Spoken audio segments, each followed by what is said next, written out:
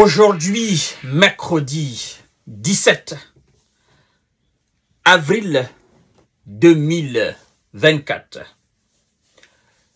c'est une journée noire.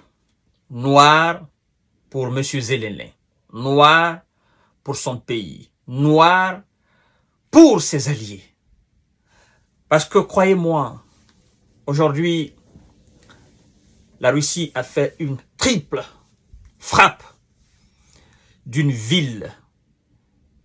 villes les plus anciennes de l'Ukraine, qui a plus de 1000 ans d'existence, qu'on appelle, je crois bien, c'est Tchernigiv, c'est dans le nord.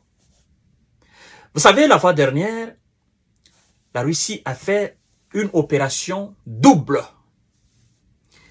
Et les Occidentaux ont dit que ça, c'était interdit, que c'est pas conventionnel ce que la Russie avait fait.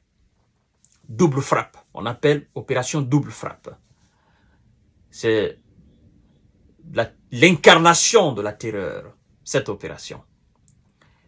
Et aujourd'hui, au lieu que ça soit double, la Russie s'est certainement dit, bon écoutez, comme j'ai fait double, ils ont dit que ça c'est interdit, que c'est pas conventionnel, je vais augmenter une là-dessus. Donc, on dit triple frappe aujourd'hui. Ça me fait mal à le dire, mais je suis obligé de vous informer de ce qui se passe sur le terrain. Je suis obligé de décortiquer les conséquences de la naïveté des responsables de ce pays-là. Je suis obligé, chères dames, chers messieurs, chères demoiselles. Mon objectif n'est pas de me moquer de la situation dramatique de ce pays. Loin de moi cette idée de me moquer. Non, mon objectif est de montrer aux yeux du monde que ce qu'on tente de faire croire en disant l'Ukraine fait ceci, l'Ukraine fait cela, les Occidentaux sont en train de faire ceci, sont en train de faire cela, que tout est faux.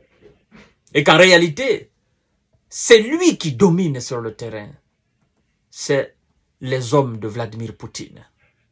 Je le dis pourquoi?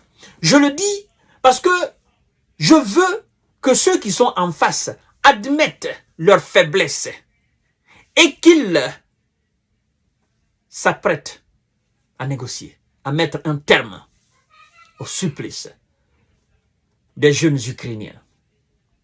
Mon objectif, c'est ça.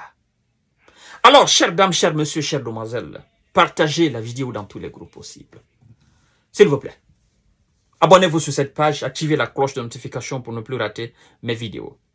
C'est très, très, très, très important. Oui, au nombre de 17, ceux qui ont changé de monde aujourd'hui. Ça s'est passé à Tchernigiv, dans une frappe de missiles russes. Alors, chères dames, chers messieurs, chères demoiselles, au moins 17 ont été éliminés. Et plus de 60 ont été atteints dans une triple frappe russe mercredi à Tchernigiv, grande ville du nord de l'Ukraine. Vous comprenez? A précisé le service d'état de situation d'urgence. Selon les autorités, des infrastructures sociales, institutions d'éducation et un hôpital, 16 immeubles résidentiels ont été endommagés. Sur des images officielles, on pouvait voir des marées de sang. Vous comprenez? Sur les lieux du drame. Alors, chères dames, chers messieurs, chères demoiselles, c'est choquant. Parce qu'il y a des thèmes qui ont été utilisés. Je ne vais pas utiliser ces thèmes-là. Je ne vais pas toucher plus encore les sensibilités. Parce que la frappe a fait énormément de dégâts. Alors, M. Zelensky dit quoi par rapport à cette situation? Il dit, je cite, « Nous n'avions pas assez de défense aérienne pour protéger Tchernigiv, déplore-t-il. Nous n'avions pas assez. » Il n'y en avait même pas pour dire nous n'avions pas. Il n'y en avait pas à Tchernigiv. On vous ment. en longueur de journée qu'on va vous envoyer des patriotes. On va vous envoyer des boucliers. On va vous envoyer cela. On va vous envoyer ça, ceci. On vous ment. Ceux qui sont derrière vous n'ont aucune capacité, aucune volonté de sécuriser chaque centimètre carré de ce pays-là. Ils continueront à vous mentir et vous continuerez naïvement à les suivre. Et les autres continueront à vous chasser de vos villes, une à une.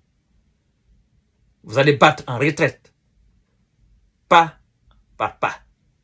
Et par fini, dans une année, dans 2 ans, dans 3 ans, on n'en parlera plus. Et qui sera le grand perdant? C'est vous. Parce que l'occidental se dira Ukraine. Il ne se dira pas c'est nous, mais il dira Ukraine. Il dira Zelensky. Il dira l'armée ukrainienne. Il ne dira pas que c'est eux, et il dira c'est vous. Alors c'est le moment de faire une prise de conscience. M. Zelensky a souligné que son pays n'avait pas assez de défense anti-aérienne pour empêcher cette attaque, sans doute la plus meurt, voilà, contre cette ville. Cela ne serait pas arrivé si l'Ukraine avait reçu suffisamment d'équipements de défense anti-aérien et si la détermination du monde à résister à la terreur russe avait été suffisante, a martelé le dirigeant ukrainien sur Telegram. Car la Russie bombarde quotidiennement des villes ukrainiennes à l'aide de missiles et drones explosifs, notamment ces infrastructures énergétiques.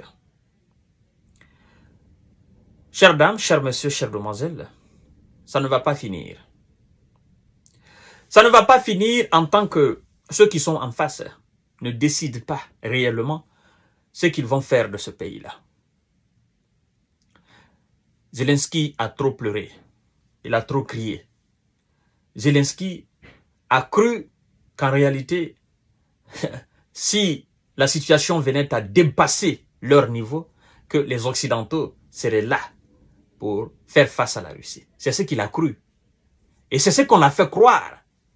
Mais à son grand désarroi, son grand étonnement, parce que là où il est aujourd'hui, il est complètement abasourdi. Il ne s'attendait pas à ce qu'on le trahisse comme ça, qu'on refuse même de le donner ce qu'il a besoin pour résister.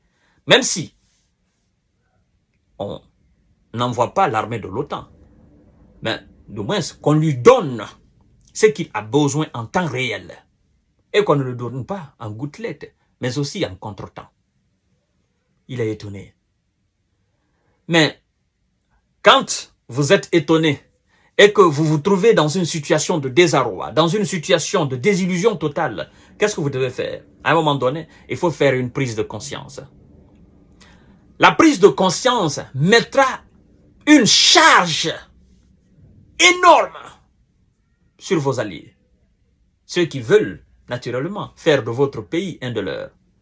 Parce que vous dites aujourd'hui, ben écoutez, comme vous ne fournissez pas les systèmes anti-défense aérienne, comme vous n'avez plus rien dans le stock, le but était que on mette la Russie à genoux. Ben écoutez, moi je ne vais pas m'obstiner à le faire parce qu'il n'y a pas les moyens. Ça ne suit pas au fait. La demande et la livraison ne suivent pas. Il faut que je fasse beaucoup de marmailles, que je fasse beaucoup de voyages, que j'aille plaider, j'aille me coucher par terre pour prendre les pieds des Américains et des Européens pour qu'ils me donnent. Donc moi je ne vais pas faire cela. J'en ai assez fait. J'ai aussi ma petite dignité. S'il fait cette prise de conscience, la Russie va arrêter. Parce que en faisant cela, ça veut dire nous capitulons, nous arrangeons. C'est fini. Arrêtez, s'il vous plaît. Vladimir Poutine, arrêtez. Mais en tant que tu ne fais pas cela, ils ne vont pas te donner et on continuera toujours à mener des opérations. Les opérations se suivront toujours en Ukraine. C'est ça, au fait, le problème. Il faut être visionnaire pour comprendre certaines choses en matière de géostratégie et de géopolitique.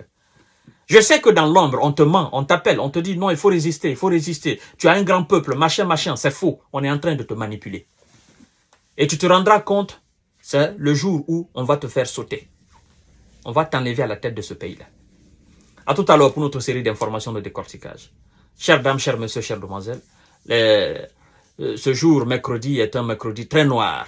Parce que, voilà, l'opération qui se poursuit là, l'opération qui s'est passée dans cette ville plus ancienne, hein, en Ukraine, l'existence de près de 1000 ans ou plus de 1000 ans, a été touchée par une triple frappe de la Russie. Voilà.